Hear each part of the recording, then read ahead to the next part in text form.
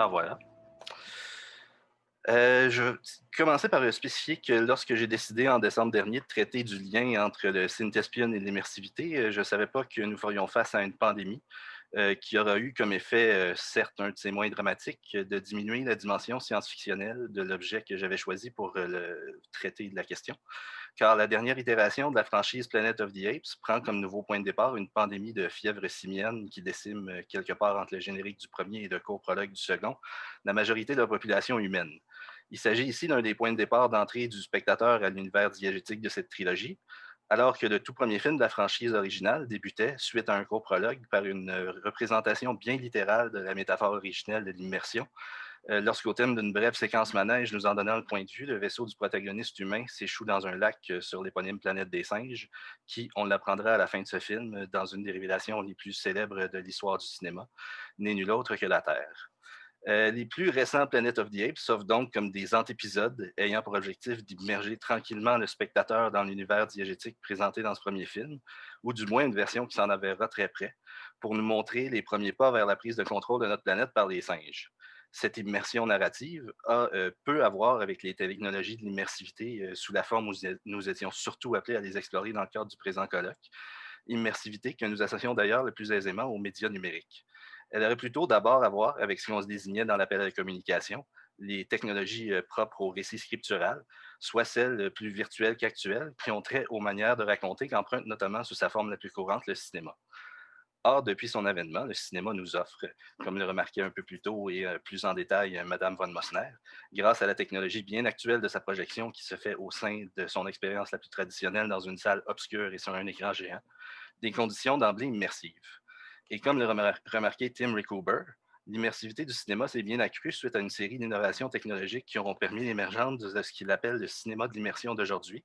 né autour du moment de la prolifération des multiplexes et donc aussi implicitement autour du moment de temps de la consolidation du modèle du blockbuster que des premiers pas de l'établissement du cinéma numérique, deux types de cinéma reposant sur une normalisation des effets spéciaux.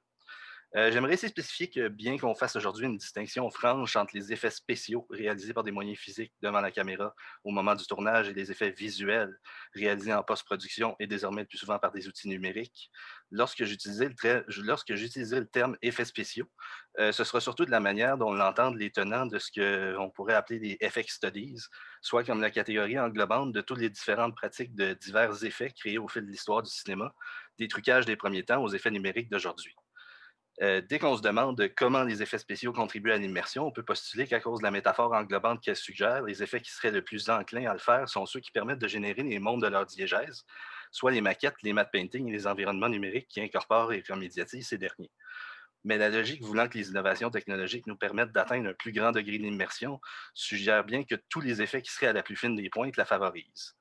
Ainsi, puisqu'on considère que le saint graal des effets visuels serait la mise en forme de l'acteur virtuel ou synthespion, on peut bien également postuler que ce dernier contribue lui aussi à l'immersivité. Ici s'impose quelques précisions, puisque bien que le terme synthespion devrait être aujourd'hui bien établi au sein du vocabulaire des effets visuels et du cinéma en général, la littérature nous en offre plusieurs interprétations concurrentielles, à commencer par celle qu'il restreint à la résurrection par des outils numériques d'acteurs décédés, que mentionne notamment Constance Balides, un sens très étroit du concept qui, comme le remarque bien Dan North, ne fait référence qu'à une seule des branches du mythos du synthespion. D'ailleurs, bien que Balides dise décrire le terme tel qu'elle l'aurait déposé vers la fin des années 80 la Kleiser-Walzak Construction Company, un studio spécialisé dans la confection de personnages numériques qui a d'ailleurs été renommé en 1997 Synthespion Studio, le terme était déjà utilisé par Diana Walzak et Jeff Kleiser de manière beaucoup plus large, d'abord pour décrire les personnages virtuels qu'ils concevaient à cette époque. Et si le premier syntagme qui forme le terme fait clairement référence à sa nature synthétique, le second, thespian, renvoie non seulement aux acteurs, mais aux grands acteurs, les descendants de rien de moins du créateur de la tragédie Thespis. Il serait donc aussi erroné, sans l'entendre de manière ironique ou péjorative, de dire que de simples doubles numériques qui ne serviraient que de figurants ou de cascadeurs seraient de véritables synthespions, alors que ceux-ci ne livrent pas le minimum de performance pour être considérés comme des acteurs, donc encore moins comme de grands acteurs. Mais cette référence à l'acteur est aussi à l'origine d'un problème étymologique, car malgré les implications sur la capacité de performer de ces soi-disant acteurs virtuels, comme le laisse entendre Dan North en évoquant la Akiros de Final Fantasy de Spirits Within, la construction vers laquelle pointe le terme est peut-être en fait plus près du personnage que de l'acteur, mais au sens où on comprendrait que le personnage, non seulement comme celui qui est figuré dans une œuvre, mais plutôt comme le locus des performances tant techniques des acteurs qui les interprètent et des animateurs qui façonnent leurs mouvements, que technologiques des appareils et logiciels qui auront permis leur mise en forme. Car bien que le synthespion le plus total supposerait un personnage entièrement généré et contrôlé par ordinateur, cette itération du concept demeure science-fictionnelle, alors que celui qui existe bel et bien aujourd'hui nécessite tant l'intervention de l'œil et de la main des artistes qui en ajustent et façonnent l'image que le corps en entier des acteurs dont on capte presque systématiquement les mouvements et la performance pour les mettre en forme. Et si la quête de l'acteur virtuel semble être celle de la simulation la plus totale et intégrale de l'humain synthétique, on remarque sempiternellement que cette dernière se solde presque systématiquement en un dérapage dans ce qu'on appelle la vallée de l'étrange. Établi par le roboticien Masahiro Mori, ce principe de l'Uncanny Valley explique qu'en tendant vers une simulation toujours plus réaliste de l'humain, les moindres des défauts des êtres synthétiques, qui ont souvent paradoxalement à voir avec leur trop grande perfection, deviennent, pour ceux qui l'observent, profondément rebutants. La chute dans cette vallée serait donc peut-être la manière la plus significative dont peuvent échouer des effets visuels mobilisés pour la mise en forme du synthespion, et donc la pire entrave à leur potentiel immersif. Car lorsqu'on considère l'immersion à l'ordre de ses effets, son succès au jour d'échec dépend fortement du succès ou de l'échec de ceux-ci. Pour Prince, la manière la plus efficace d'éviter un tel échec, et donc une telle chute, serait simplement de ne pas chercher à simuler de la manière la plus photoréaliste l'humain, mais de plutôt embrasser la caricature pour créer des personnages qui finiraient à être paraître plus humanoïdes qu'humains. Ce serait pourquoi les plus grands succès du Synthespion à ce jour sont peut-être le Gollum des Lord of the Rings, les Navis d'Avatar et le César des plus récentes Planet of the Apes.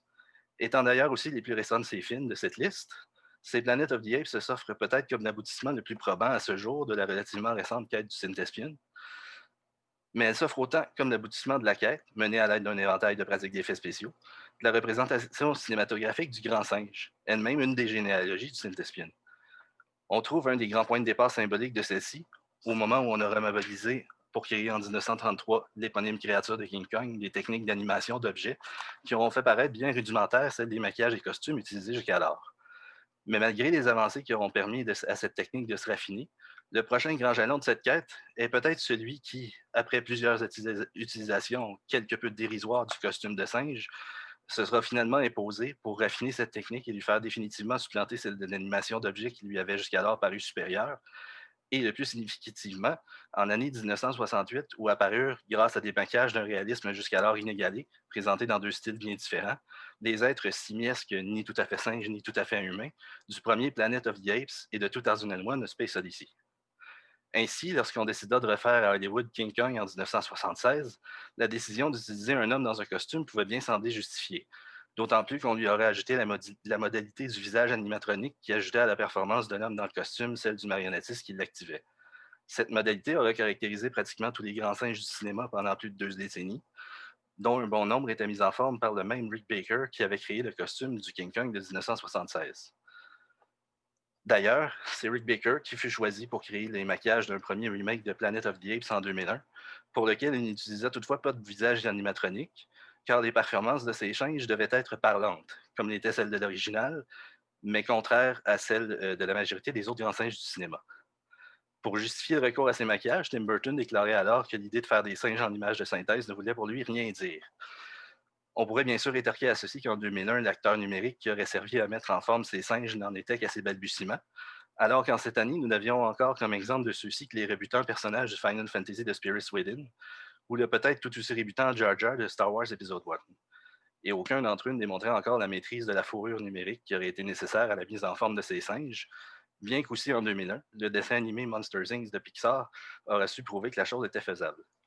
Par ailleurs, les défenseurs du Synthespion n'hésitent pas à décrire leur technologie de mise en forme de maquillage numérique.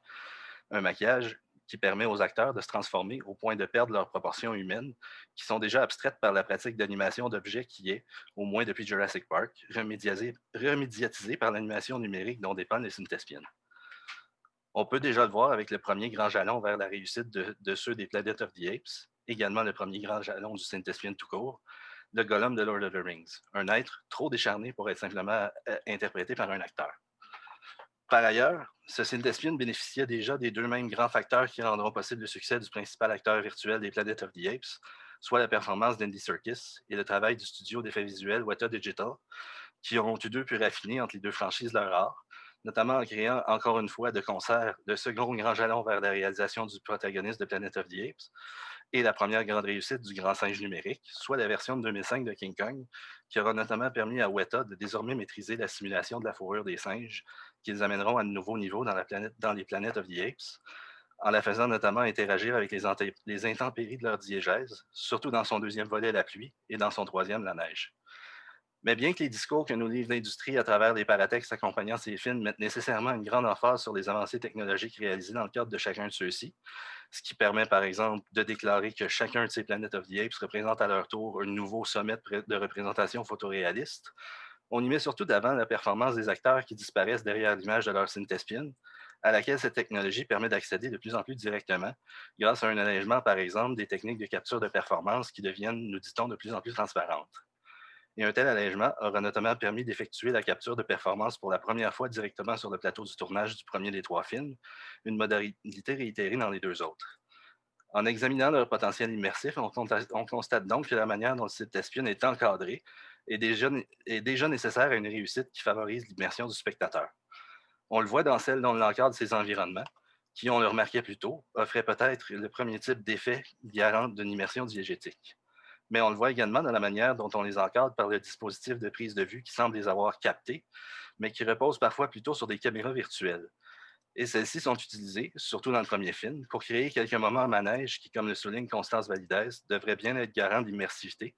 mais l'artificialité inhérente à la trop grande virtuosité, parfois uncanny de leurs mouvements, manquant de réalisme, peut finir par plutôt entraver cette immersion, alors que ces caméras semblent réitérer le péché originel de celles qui, au début du 21e siècle, profitaient allègrement de l'abstraction de leur restreignante matérialité pour se déchaîner au point d'oublier de suffisamment simuler les effets qu'auraient sur celle-ci des éléments aussi simples que la résistance du vent.